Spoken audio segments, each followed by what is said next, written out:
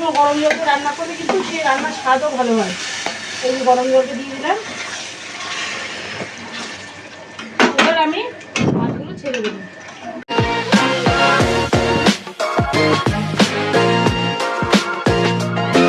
নমস্কার বন্ধুরা, সকলকে আমার চ্যানেলে স্বাগত। আমি আজ তৈরি করব আর মাছের কারি।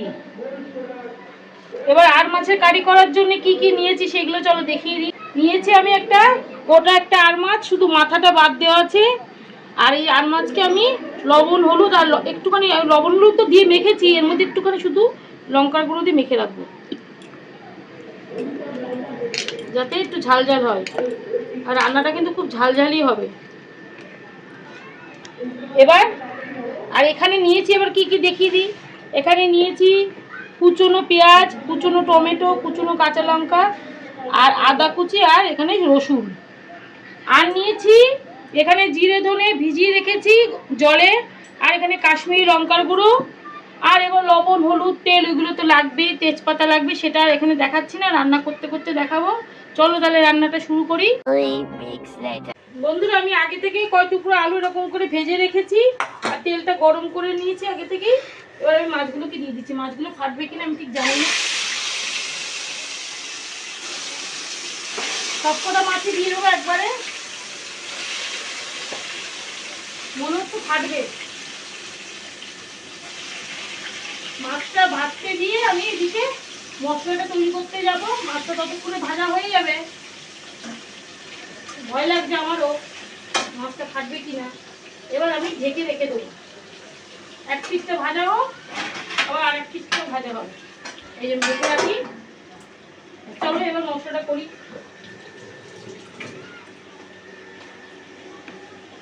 এবার এই মিক্সিং বলে নেব আমি।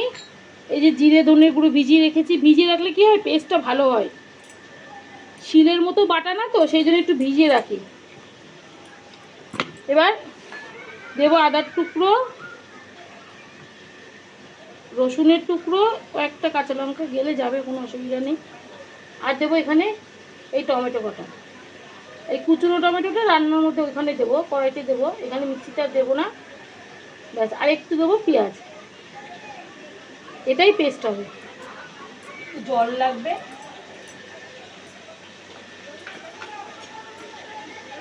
জল দেখলে জল খেতে ইচ্ছে করছে, যা গরম পড়েছে, মাথাটা খারাপ হয়ে যাচ্ছে গরমে। এবার মিক্স করি। বন্ধুরা, মাছগুলো সব ভেজে তুলে নিয়েছি। এবার আমি এই গরম তেলে একটা তেজপাতা আর একটুখানি গোটা জিরে ফোড়ন দেবো। একটু নাড়া দিয়ে আমি এখানে যা যা আছে সব একবার দিয়ে দেবো, কারণ একটুখানি তাড়া আছে, সেই জন্য একবারে সব দিয়ে দিচ্ছি আস্তে আস্তে। প্রথমে পেঁয়াজ, তারপরে টমেটো লঙ্কা দিলেও চলে, কিন্তু আমি সব একবারেই দিয়ে দিলাম। একবারেই তো কষবে, সেই জন্য একসাথেই দিয়ে দিলাম। আর এর মধ্যে একটুখানি লবণটা দিয়ে দিই, তাহলে তাড়াতাড়ি করে এই পেঁয়াজ টমেটো এগুলো একটু নরম হয়ে যাবে। আর এখানে আমি লঙ্কার গুঁড়োটাও দিয়ে দিচ্ছি একবারে সব দিয়ে। এটা ভালো করে একটুখানি কষিয়ে নিয়ে তারপরে মশলাটা দেব।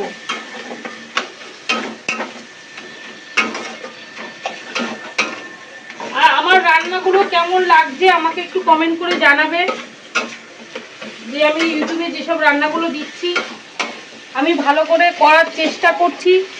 এবার কোথায় কি ভুল হচ্ছে আমাকে একটু কমেন্ট করে বলবে যে এটা ভুল হচ্ছে, আমি তখন ঠিক করার চেষ্টা করব।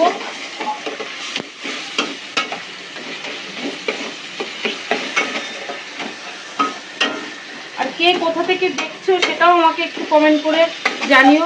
বলেন কি বন্ধুরা, এই যে ভেজে নিয়েছি টমেটো আর পেঁয়াজগুলোকে ভালো করে। এবার আমি মশলাগুলো সব দিয়ে দিচ্ছি।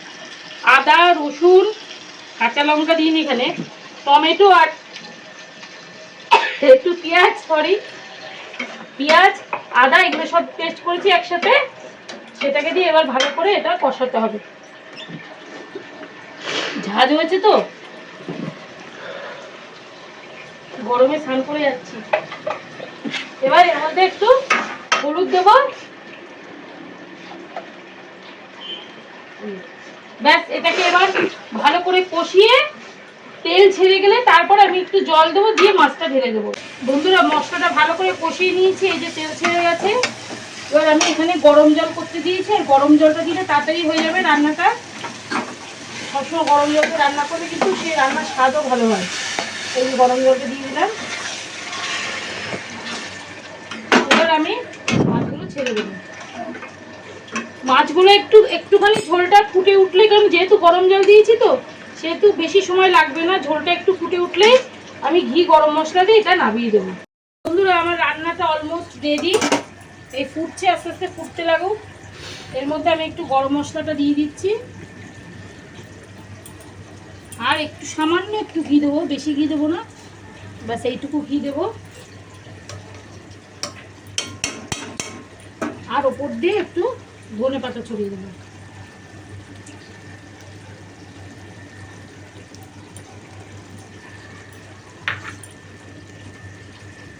রেডি। আমার এই রেসিপিটা কেমন লাগলো, যদি ভালো লাগে তাহলে একটা লাইক, শেয়ার, কমেন্ট আর সাবস্ক্রাইব করার অনুরোধ রইল। টাটা।